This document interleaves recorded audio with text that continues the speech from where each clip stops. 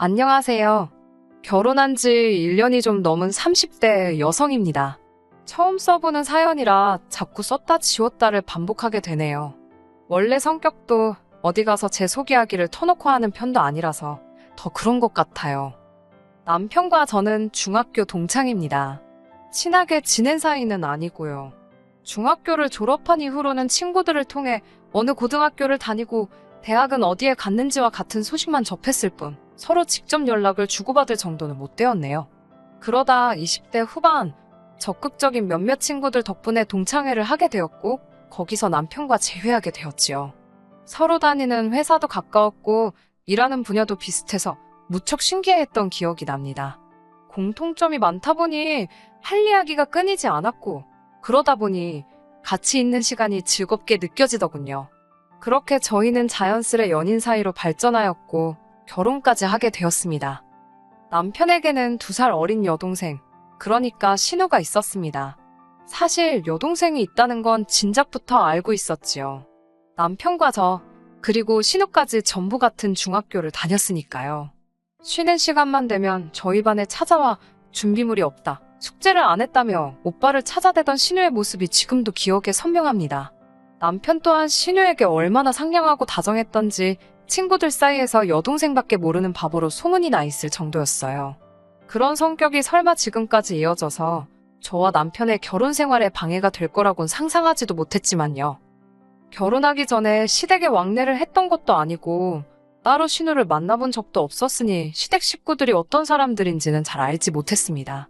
남편도 자기 식구들에 대해서 이렇다 저렇다 이야기가 없었기에 저처럼 평범하게 부모님 계시고 형제자매 있고 그렇게 생각했지요. 하지만 본격적으로 결혼 준비를 하면서 신우에게 있었던 일을 알게 되었습니다. 신우는 이미 결혼도 했고 아이도 있고 지금은 그 아이를 혼자 키우고 있다는 충격적인 소식들을요.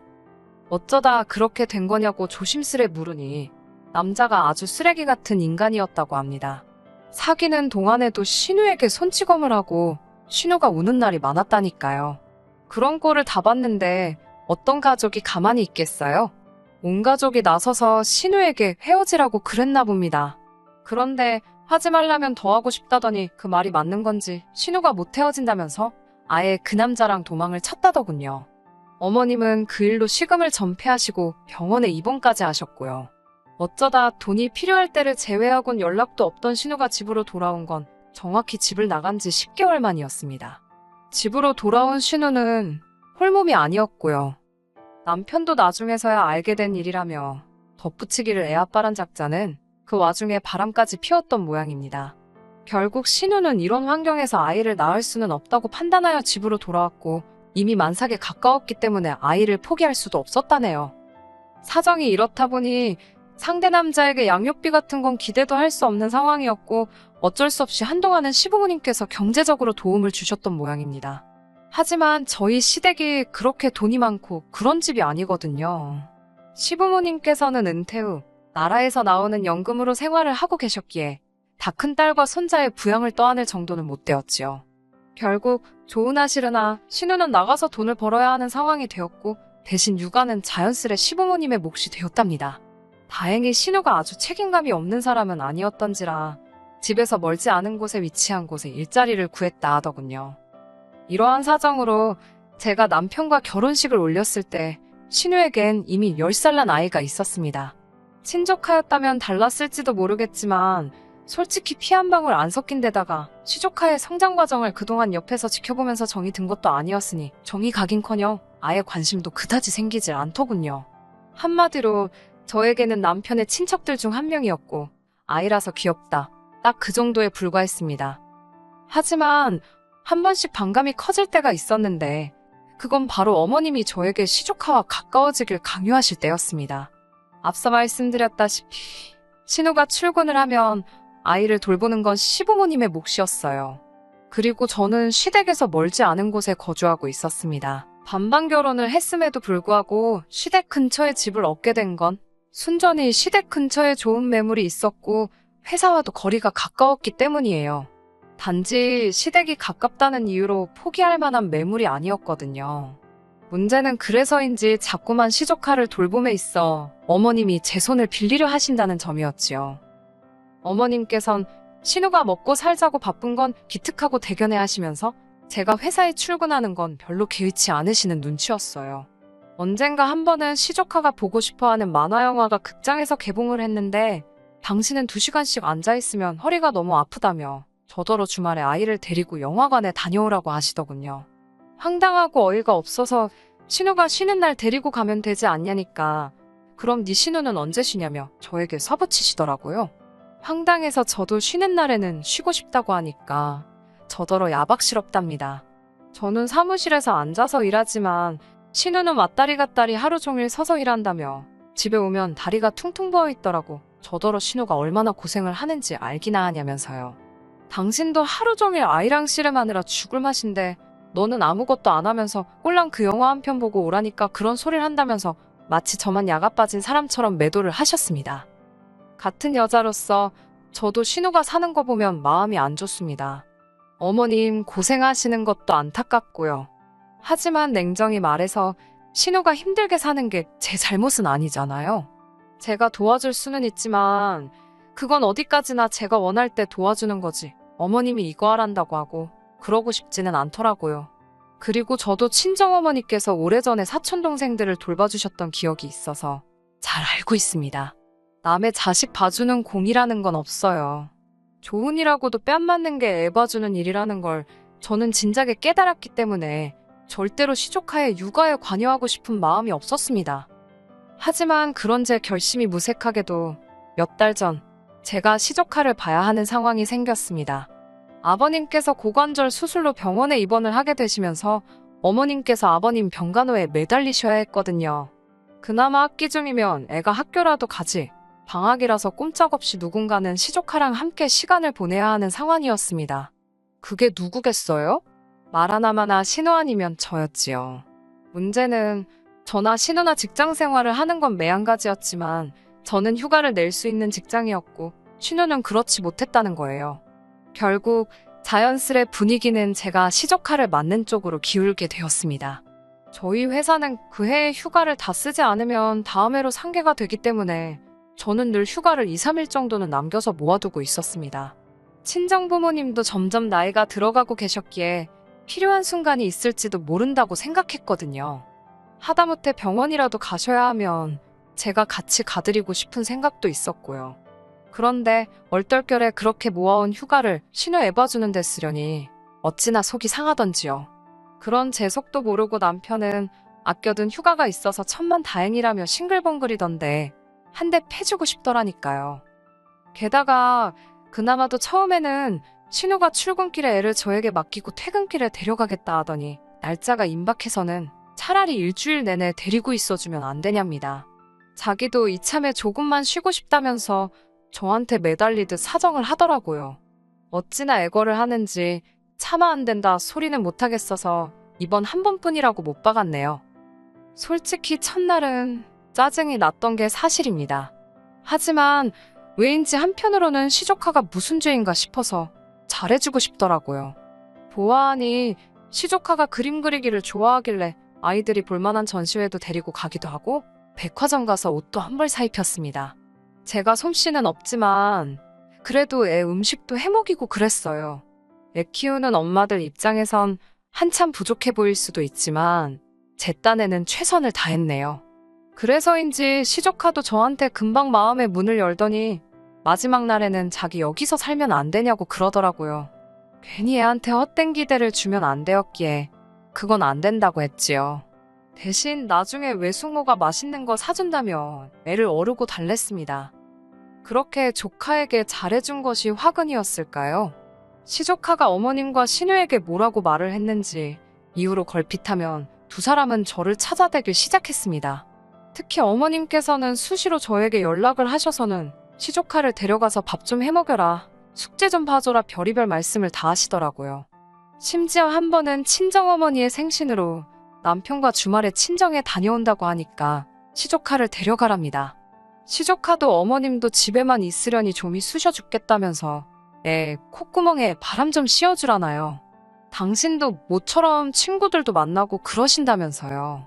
제가 친정에 어떻게 시조카를 데려가냐니까 그게 뭐 어때서 그러냐입니다.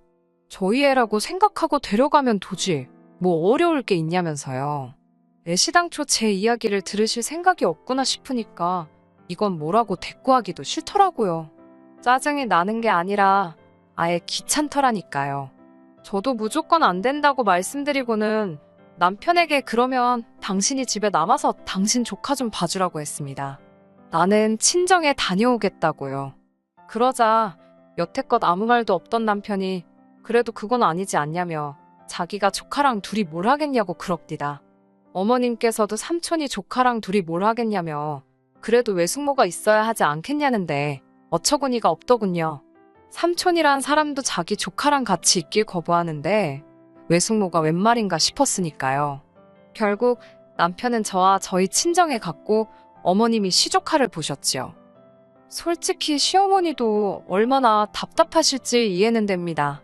신우가 책임감이 있다고 표현하긴 했지만 그래봤자 이제 30 조금 넘었고 솔직히 요새 30 조금 넘은 나이는 또 어머니 세대랑은 다르잖아요. 그래서인지 신우는 걸핏하면 시조카를 어머님께 맡겨놓고 밤새 술을 마신다던가 또 연애도 하는 것 같고 어머님도 나름대로 당신 딸이 안쓰럽고 불쌍하니까 뭐라고 하지도 못하시고 옴짝달싹 못하시고 시조카한테 묶여있으신 눈치였고요. 하지만 이게 이해하는 거랑 도와드리는 건 별개의 문제더군요. 하다못해 남편이 진짜 한 달에 1000만 원씩 벌어다주고 대출은 안 갚아도 되고 그래서 제가 아무 걱정 없이 전업을 한다면 어머님을 도와드릴 수도 있었을 겁니다. 하지만 저희도 저희 아이를 갖기 위해서 대출도 갚아야 했고 적금도 해야 했고 그러기 위해서 맞벌이를 해야만 했어요. 냉정하게 말해서 저희 코가 석잔데 돕긴 누굴 돕나요? 돕는다고 해도 한두 번이지 시조카 하나 키우자고 엄마인 신우부터 할머니인 어머님 그리고 외숙모인 저까지 매달릴 수는 없는 노릇이었지요. 하지만 어머님께는 눈앞에 보이는 당신 딸과 손자만이 전부였던 모양입니다. 얼마 전에 있었던 일입니다. 결정적으로 저와 남편이 이혼을 하게 된 이유이기도 하고요. 어머님께서 저와 남편을 집으로 부르셨습니다. 시조카의 장래에 대해 가족이 모여 대화를 나눠야 할 것 같다는 게 어머님의 말씀이셨습니다. 저는 솔직히 돈 달라는 이야기신가 싶었는데 이게 웬걸 진짜 돈 이야기대요. 시조카의 장래를 논하자던 어머님의 말씀과 달리 정작 도착한 집에 시조카는 없었습니다. 하긴 어른들끼리 이야기하는데 시조카야 있으나만 하지 싶대요. 그렇게 어머님 아버님 저희 부부 그리고 신우까지 모였어요. 어머님께서는 길게 이야기하지 않겠다 하시면서 당신도 벌써 나이가 60 중반이고 아버님은 70이라며 사는 게 쉽지가 않다고 하셨습니다. 연금으로 두 분 입에 풀칠할 정도는 되지만 하루가 다르게 커가는 손자를 그러니까 시조카를 감당하기가 쉽지가 않답니다. 앞으로는 학원도 보내야 하고 돈 들어갈 일이 투성인데다가 부모의 역할도 중요한데 당신들은 너무 늙었다고요. 신우는 고개를 푹 숙이고 완전 죄인 모드로 있더군요. 제가 조심스럽게 그럼 어머님은 신우에게 돈을 하나도 안 받고 계시냐 물으니 어머님은 그까짓 거 몇 푼 받아서 반찬값이나 하고 나면 남는 것도 없다며 한숨을 내쉬셨어요. 신우는 저를 노려보더군요. 남편이 가만히 있으라고 눈치를 주길래 그냥 그러니 하시고는 말았습니다. 어머님께서는 그래서 말인데 우리는 다한 가족이지 않냐 하시면서 당분간 시조카를 저희 집에서 돌봐주면 좋겠다 하셨습니다. 예상치 못한 어머님의 말씀에 저는 크게 놀랐고 황당했습니다. 남편이나 저나 맞벌인 거 뻔히 아시면서 무슨 아이를 보라는 말씀이냐 하니 그러면 생활비를 보태랍니다. 애시당초 시조카를 돌볼 수 없다는 걸 뻔히 아시는 분이 아무 명분 없이 생활비 달라 소리는 못하시니까 핑곗거리를 삼으시려고 하신 말씀이었구나 싶더라고요. 제가 웃으면서 저희도 돈 모아서 저희 애 키울 준비를 해야 된다고 아주 정중하게 말씀드렸습니다. 그러자 어머님께선 아직 태어나지도 않은 애를 걱정하느라고 있는 애를 내깔려두자는 얘기냐며 저에게 역성을 내셨습니다. 아버님 역시 우리가 너희한테 우리 인생을 책임지라는 것도 아니고 앞으로 길어봤자 10년이랍니다. 한 달에 더도 말고 덜도 말고 70만 원만 보내래요. 당신들이 몇 번을 계산해서 나온 최저금액이랍니다. 70만 원이고 7만 원이고 그렇게는 못하겠다고 말씀드렸어요. 제가 한 달에 300 벌고 남편이 한 달에 280 정도 법니다. 둘이 합쳐 600이 안 되는데 이것도 많은 게 아닌 게 저희가 집을 사면서 대출을 많이 받았거든요. 어머님께 돈은 못 해드린다고 하자 크게 신경질을 내시면서 왜 저는 당신이 말을 하면 한 번도 네 하고 순순히 대답하는 법이 없냐입니다. 시엠이 알기를 뭐로 알길래 맨날 무슨 말만 하면 안 돼요. 못해요 소리가 입에 붙었냐고요. 저도 네 하고 싶고 어머님과 잘 지내고 싶었습니다. 하지만 걸핏하면 돈 이야기 아니면 시조카랑 정부 쳐야 된다는 말씀만 하십니다. 단 한 번도 오롯이 저희 부부에 대해서 뭘 물어보신다거나 걱정해 주시는 법이 없고 오직 당신 딸만 불쌍해 죽는 분이세요. 그러신 분이 되려 저에게 따지시니 뭐라 할 말이 없더군요. 그때 남편이 저에게 이야기를 좀 하잡니다. 그렇게 남편이 결혼 전 쓰던 방에서 이야기를 나누게 되었어요. 남편은 저더러 같은 여자면서 신우가 지금 얼마나 눈치가 보이고 속상할지 생각도 안 드냐입니다. 그래서 그렇게 불쌍하면 당신이 나랑 이혼하고 신우나 챙기면서 살라 했어요. 남편은 무슨 말을 또 그렇게 하냐면서 그냥 앞으로 딱 10년만 재테크한다 생각하면 되지 않냐입니다. 그러면 시조카가 나중에 얼마나 우리한테 잘하겠냐면서요. 멍청한 소리였지요. 제가 남편에게 당신 돌대가리냐고 생각도 안 하고 아무 말이나 하는 거냐고 막 뭐라고 했어요. 그러자 남편은 말이 너무 심하다면서 이러니까 어머님이 저를 불편해하는 거랍니다. 저도 지지 않고 불편한데 생활비 달란 소리를 어떻게 하시냐고 어이없다고 화를 냈지요. 그때 시어머니께서 방문을 열고 들어오시더니 꼴도 보기 싫다면서 저더러 결혼할 때 해온 것도 없는 게 어디서 목소리를 높이냐입니다. 참나 남편도 뭐 해온 거 없거든요. 반반 결혼하면서 해오고 말고가 어딨어요. 그때부터는 서로 다신 안 볼 사람들처럼 할 말 못할 말 주거니 받거니 아주 난리가 났고요. 결국 이럴 거면 다 때려치잔 말을 끝으로 이혼을 결심하게 되었습니다. 열받는 건 이 모든 게 어찌 보면 신우 때문인데 말 한마디라도 다들 그만하라 소리를 안 하대요. 눈치만 살살 봐가면서 나오지도 않는 눈물을 쥐어짜내는데 소름이 다 끼치더라니까요. 대출이 많이 끼어있는 아파트라서 팔리지도 않고 환장하겠더라고요. 결국 시세보다 많이 싸게 팔아서 속이 좀 상하긴 했습니다만 그래도 한편으론 후련하더라고요.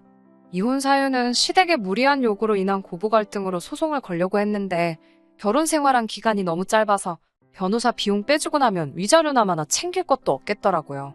남편도 이 점은 동의를 해서 서로 재산 정리만 하고 각자 갈 길 가기로 했습니다. 그렇게 이혼을 하고 한 달이나 지났을 때였을까요? 마치 영화 속 한 장면처럼 친정어머니와 길을 가다가 우연히 어머님과 마주쳤습니다. 친정어머니께선 먼저 어머님을 아는 체 하시며 이혼한 자식 둘 다 품에 끌어안고 사신이 좋으시겠다고 한마디 써붙이시더군요. 물론 남이 보면 저희 어머니도 이혼한 자식인 저를 옆에 끼고 살고 계신 거니 독인 객긴이긴 한데 그래도 어머니가 먼저 써붙이신 게 너무 웃겨서 한참을 길에서 웃었네요. 지금은 뭐 바라는 건 없어요. 어차피 헤어졌으니까 악담할 생각도 없고 그냥 그쪽 가족들 모두 시족 하나 잘 키우고 살면 좋겠습니다. 저는 저대로 잘 살 거니까요. 끝까지 들어주셔서 감사합니다. 오늘의 사연은 여기까지입니다.